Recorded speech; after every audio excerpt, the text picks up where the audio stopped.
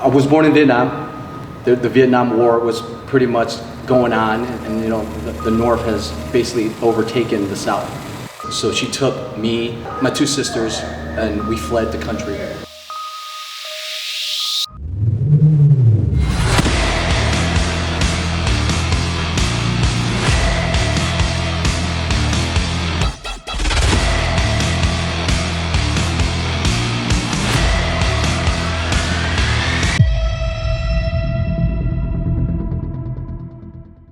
My name is Trung, Nguyen, former Army Ranger. I'm on the full-time SWAT team now. I'm the founder of Wegohome. I was born in Vietnam.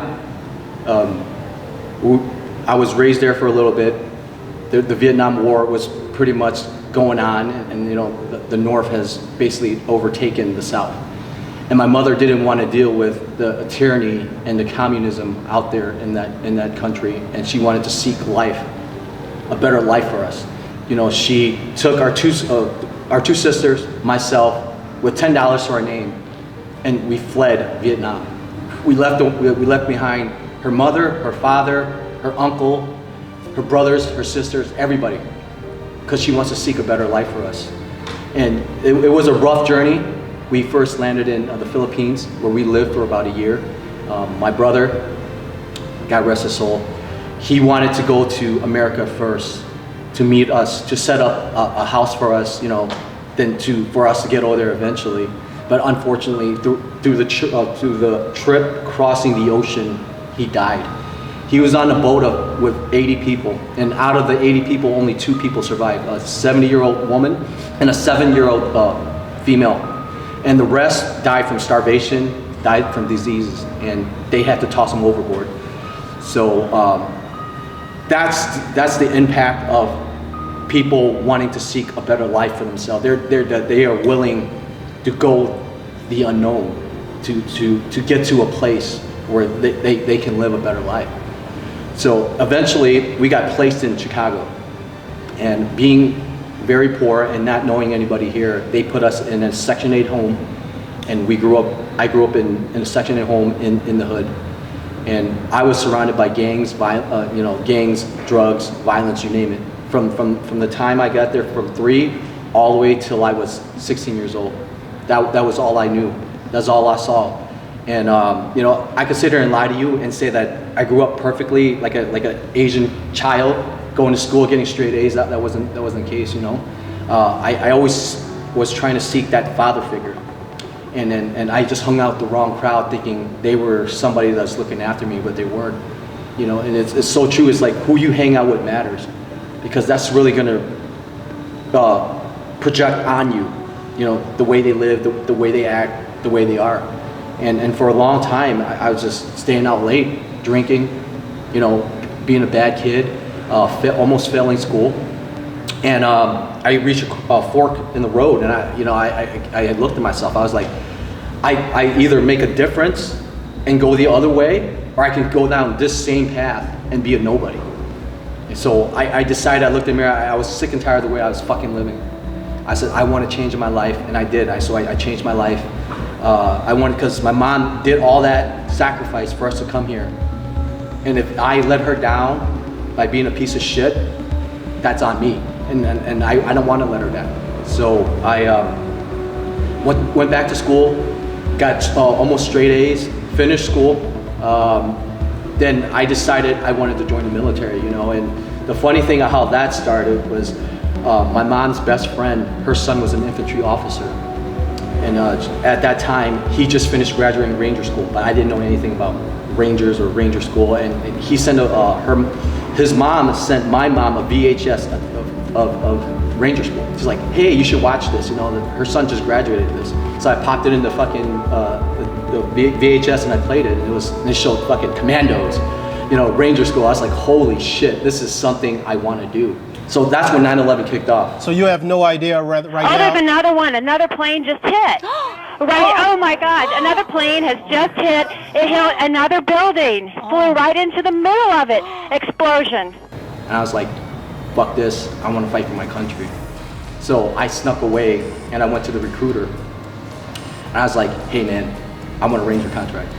So I signed a contract, and a month prior to shipping out to Fort Benning, I took my mom and my ex-girlfriend at the time to Chinatown, and I told her, I was like, hey, just want to let you know, I signed the contract, and I'm gonna go be a Ranger. And she flipped out, you know. I was like, whoa, I can't believe it. And yeah, so that's when but now she obviously is proud of what I accomplished, but that's how my career started, and wanting to be a Ranger. So I went to boot camp, you know, did the whole, you know, OSET, that one station unit training, knocked that out the way, went to airborne school, you know, got that out the way. Then when we showed up at RIP, that's when the fucking fun began, man. I mean, what can I say about RIP? RIP is like a big kick in the dick. That is literally it. I mean, there's no other way to put it. You know, now it's called RASP. It's more structured than now than back then. Back then was how much smoking can you fucking take? That was literally it. And it really tested me mentally and physically on how far I can push my mind and my body. Especially when, like nowadays, you know, if I want to go to the gym, I'll have 8 hours of sleep, I have a full belly, I have fucking music blasting, I'll get through a workout, I feel like a savage, right?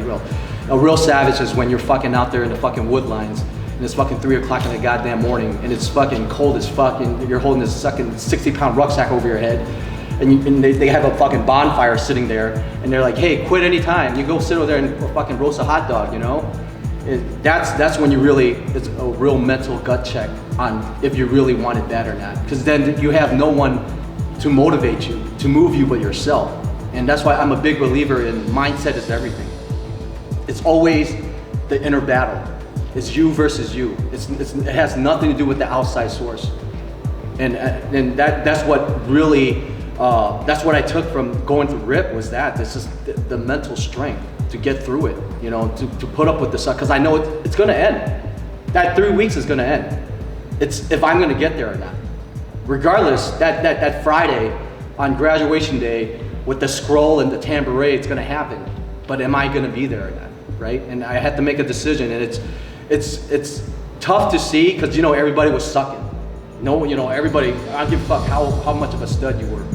At the end of so much hitting the wood lines, little sleep, little food, your body's gonna wear down, your mind's gonna wear down. Then it really comes down to, do you want it fucking bad enough?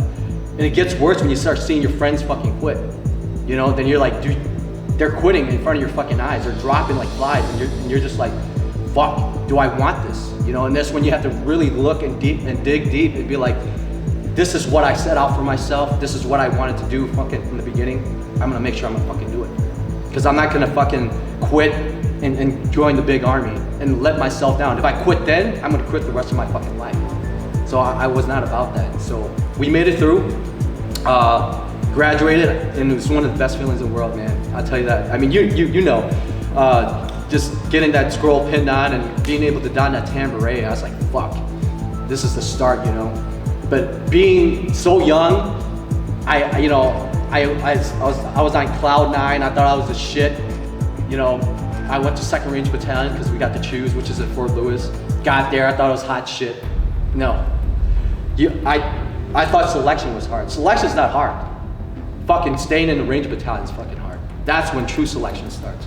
Because you have to earn your spot every single day. And I don't think a lot of people know that you can quit any fucking time when you're in a Range Battalion. And they can kick you out any fucking time if you don't meet the standard. And when we got to the fucking Ranger Bat, Tab Spec 4s were there. They were fucking like Jaguars, just waiting for us. You know, they call us cherries. They're just waiting to pounce on us and fucking smoke the fuck out of us. And which they did. They gave it to us, you know, and it humbled the fuck out of me. And that's the one thing I would think the Ranger Battalion has taught me is being humble, crushing your fucking ego. You know, you think you made it. You have to earn your place every fucking day when you're there. You have to prove it to your team leader. You have to prove it to your squad leader. You have to prove it to all those guys that you belong with those guys. And I would say that's the one thing that I am so glad I was able to experience that, is that type of leadership, that type of mental toughness, that type of just being around fucking bunch of alphas. Motherfuckers who want to get after it every fucking day, who are go-getters, you know? And I think that's so important, that's so lacking nowadays, is that type of fucking attitude. And I'm so glad and I'm so blessed that I was able to experience that. in the Ranger Battalion. We went on our first deployment, which was Mosul, Iraq. It was 2004. So we're out there, and dude, let me tell you, fucking, that was like the peak of the war, dude, and it was fucking wild. And, you know, the fighting that I wanted, I got to experience that, you know, and because when you're out there, you know you're out there too. When you land into a foreign country, you smell it. It's just in the air. You can fucking sense it. You can smell it, and you know, you're in that fob. But once we were ready, we loaded our fucking our mags with real live rounds. I'm like, oh man, this is shit. This is the shit right here. And literally the next day, we got briefed right away to go out and do a direct action mission at night. And you know, when you left, that first time when you leave that compound, you're like, dude, all that training, everything that you've done led up to this point, you are fucking here. We're about to get after it. And man, we got after it, you know. I got to see heroism. I got to see bravery. I got to see men who were fucking men amongst men make decisions under fucking fire, under chaos, with the utmost calmness. And that to me blew me the fuck away. You know, I mean, like, it takes balls of steel for some like a senior squad leader, a team leader. My squad leader was fucking 24 years old. He already has like 5 deployments under his belt. He had 3 Iraq and 2 Afghanistan already. And dude, that type of thing you can't buy, man. That's the type of thing that you have to earn there. And you know, that's one of the shirts we have is pressure is a privilege. You want to be put in a position of pressure. You know, if you're put in that position, that means people around you believe in you. And to see those men leading us in war, they earned that right to be in that position. They earned that right to make those fucking crucial decisions, man. And it was just phenomenal. It was phenomenal. I had the best time of my life in the Ranger Battalion. Did it suck? Absolutely, it fucking sucked. I'm not gonna sit here and say the military is 100% fun, and you know that too. I would say it's 95% fucking suck, and that 5% when you're riding that little bird or you're fast roping down the helicopter, or you jump on the airplane, you're like, oh cool, this is what being a Ranger is about, this is fucking cool shit. But a lot of times it really, what the military has taught me throughout my time in deployment and my time in there is like, hard times is there, but you'll make it through it. And look where I'm here now. I made it through it. Anybody who's listening to this is like, hard times don't last. And as cliche as that sounds, you do. You gotta be tough. You gotta be mentally strong for you to be able to make it through that. And yeah, battalion was a great time. Unfortunately, we did lose some people out there. You know, Sergeant Barraza and Sergeant Bren, God rest their soul. And they were the epitome of fucking a Ranger, man. And I've learned so much from them. Seeing the men that I lost, I reached a road where I was like, do I re-enlist? Or what? And at that time, I wanted to do something else that I was passionate about, which was law enforcement. So I decided I wanted to go not only the law enforcement route, but I wanted to go the college route. So I decided not to re-enlist. I decided to come back home to pursue my dreams. And let me tell you about college. College fucking sucked. Right? I thought it was fucking cool, but after going through what you went through in the military, now you're surrounded by fucking kids that don't understand what you've been through, that don't understand what's going on. That transition back into civilian life was, for me, it was tough, man. I didn't have anybody to reach out to. I didn't have anybody to talk to, you know? So dealing with all the trauma that I experienced in the military, trying to make the transition back, that first year was so tough. I wish I could say to you that I came out there like, oh yeah, gung-ho right away. I came out there, I fucking crushed. No, I did. I spent that fucking year trying to go to college, but I didn't spend that year going out at all. I stayed at home. I literally stayed home for a year. I was fucking drinking. I was by myself in my fucking room, just dealing with fucking, some fucking inner demons, you know? But my heart was pulling me towards law enforcement. So at the time I was taking jujitsu, and I was rolling with this detective. I was telling him how, you know, I was telling him like, hey, I want to be a cop. He's like, hey, you know, you got all the fucking credentials. So one day he printed out like a couple of pieces of paper of departments that were hiring. He's like, hey, I think you should apply for these departments. So I did. I applied for Park Ridge and, you know, went through their written exam and everything, and they picked me up. So I went through the academy there, graduated with top honors, leadership, top physical fitness. I worked there approximately about 2 years. But the problem with that department was it was in a rich neighborhood. So there was really no crime. I didn't feel challenged. So I was like, I want to go somewhere there I'm going to be challenged. So I left Park Ridge and I went to LAPD. And I literally just packed my bags. I fucking took LAPD's test, but at the time I took the LAPD test, Chicago PD had a test too, so I took 2 simultaneously. And LAPD called me first. It took 6 months. They hired me. I packed my bags. I drove my car cross country, found a place to live, and I literally went through the academy. And I graduated there with top honors too, tactics, physical fitness, and I earned overall top officer award from there. Worked for Olympic division, did that for about 2 years. I wanted to go on LAPD SWAT, so I tried to work my way to Metro, but my mom was getting old, so she needed my help. So I had to make a decision, like, do I stay out here? She didn't want to come out here, so I had to leave that career to move back home. But thank God when I came back is when Chicago PD called. And so I went through their academy. So this is my fucking 3rd academy I went to, man. And again, I graduated, but here's the thing I want to let people know. It's like, could I have slacked off? Absolutely, right? Because then I've been an officer for 4 years already. I've been to 2 police academies, but that's not the way I operate. That's not my mindset. That's not the way if I'm gonna do something, I'm gonna give it 110% every single time. And I went in there with the same fucking attitude, like if I was a new guy right off the street that never been a cop. And I got after it, and I graduated with top honors through Chicago PD too. So, you know, I was out there, I was a cop for Chicago, and to be on their SWAT team, you needed 3 years. So I did 3 years of patrol in the hood. Then the selection happened, and I went through selection. I passed, on the first go. So I've been on Chicago SWAT ever since. And yeah, it's been great. My one piece of advice for anybody who wants to join special operations, want to join the military, want to join law enforcement is you have to remember your why. When the things start to collapse down on you, when you feel like you want to fucking quit, when you feel like this is too much, you have to dig deep and remember the reason why you wanted to do this. That you have to picture the end goal. You have to see where you're going to end up at the end. Stay focused, stay driven, stay humble, work at it every fucking day, and eventually you will get your fucking goal. Don't fucking quit on yourself.